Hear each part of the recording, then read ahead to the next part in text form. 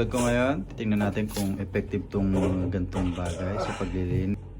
Titingnan natin kung effective tong mga gantong bagay sa paglilinis ng washing machine. Sabi niya, sige na. bago ilagay daw ng tubig, ibuhos mo daw lahat Isang dyan. buong ganyan. Oo, ibuhos mo dyan.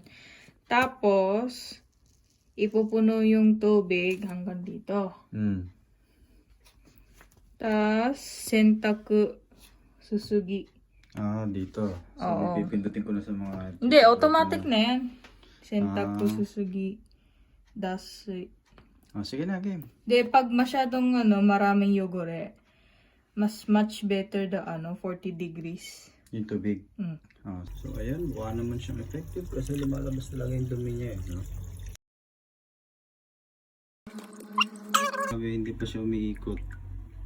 Tandaan, pagbukas ng washing machine, ito yung pipindutin hanggang makita itong susugi. God. Then, start na, no? Then, resulta akong malinis na. So, ang gagawin natin dyan, bubuksan natin. Kakalasin ko kung talagang luminis ba siya or char lang. Ayan o, marumi pa o. Hindi. Nasuksok na siguro. Ito. So, hindi ko alam effective yung kanina, pero kanina mas gusto ko pa rin talaga yung kakalasin. So, ayan.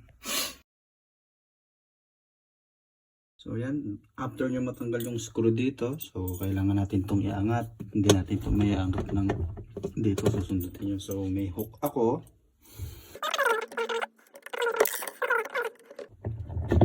So, kahit isang kamay nagawa ko, diba? So, ganyan lang siyang kasimple.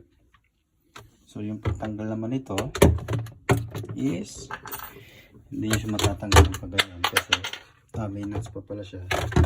Then, hinahin nyo na siyang ganyan. Yun, katulad yan na bent, di ba? So, okay lang yan, hindi naman siya masisira. Hinahin nyo lang. Hop, then. Hop, mo ko lang. Okay na siya. So, after this, tatanggalin natin to. Meron tayong mga special tools na gagamitin. So, later on, ito yung mga gamit na kailangan natin para kalasin ang ating washing machine. So, ganito lang gagawin nyo guys. Pupukpukin nyo lang to. Ating kalasin itong mga to. So, let's do this.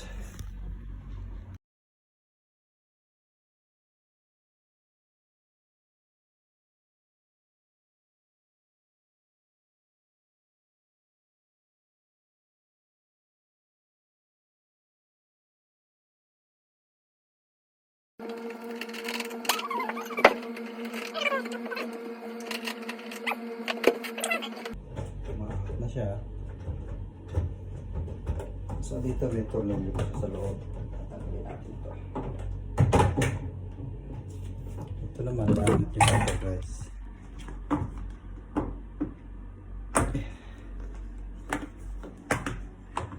Hindi masisira. So ayan, may mga tornilyo pa siya. So kailangan natin siyang tanggalin.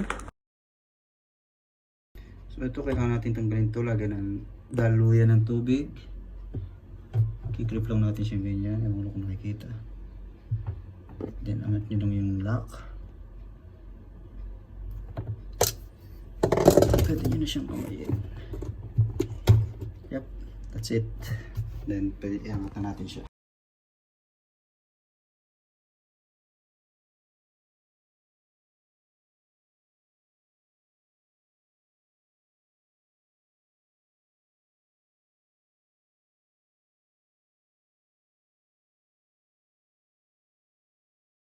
Tanggalin po natin siya. Yung mga screw na yan. Tatanggalin po natin yan, no?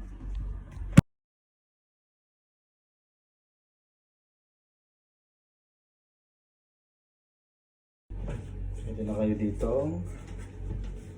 maghulaw. So, next tools na gagamitin natin is itong puller. Puller may, Kasi ganito lang yung yarikata niya, no? Yung kanyang paraan para gamitin. Then, kailangan natin ito. Matawag dito sa wrench na to.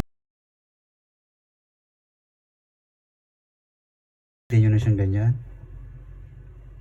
Nakikita nyo naman na unti-unti siyang maangat.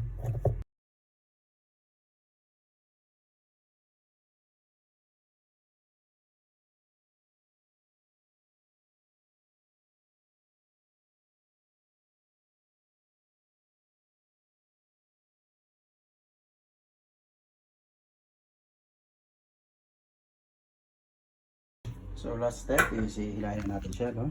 Pwede po ganyan. Patanggal ko na siya. So tingnan natin, check natin. Baka may mga nakakabit pa eh.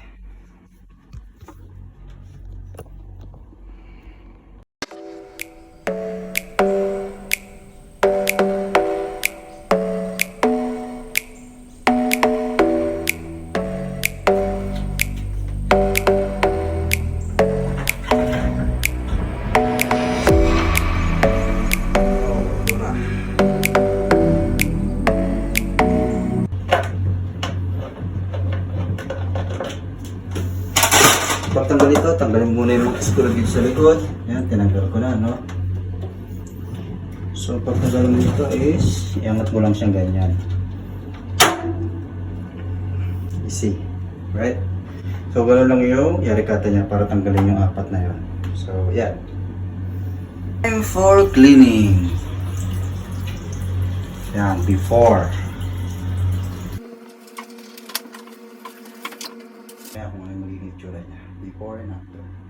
Before and after. Yeah. So ito before. Madali lang naman siyang linisin. Konting kuskus mo lang siya. Matatanggal na. Okay. So mamaya. Before and after.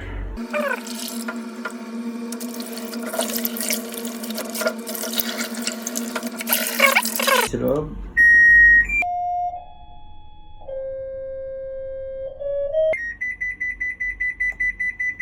Bukas. Start.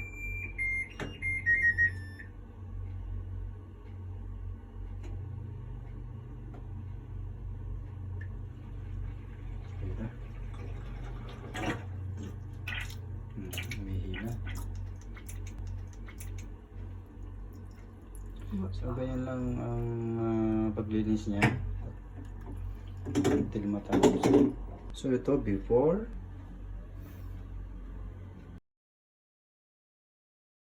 Guys, ngayon ang pagbabalik nito dito, no?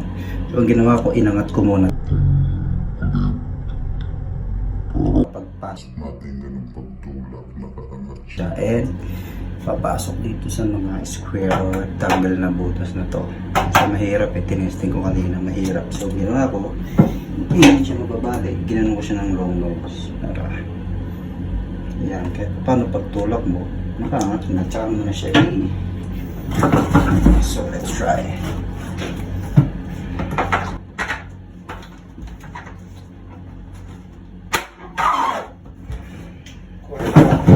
Huh? What nice. Yun na yung naisip ko eh.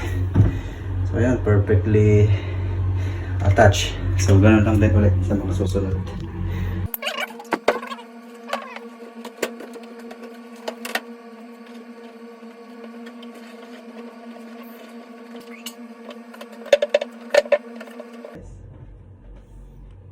Balik na natin. Nalagyan lang natin siya ng screw.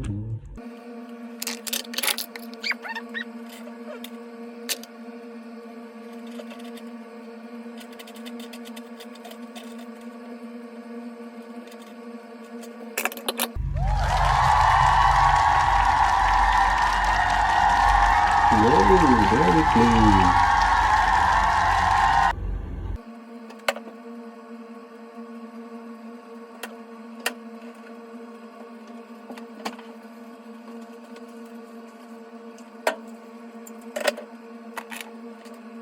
So ayan, finally, we're done.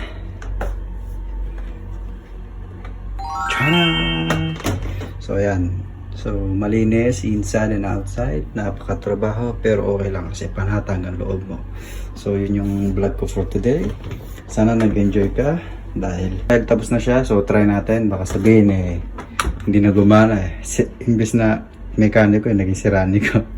Tapos tinry natin kung talagang gagana kasi baka sabihin na mekaniko maging ceramiko. So ayan, nakakalimutan ko lang ikabit yung ground. So ayan, finally we've done.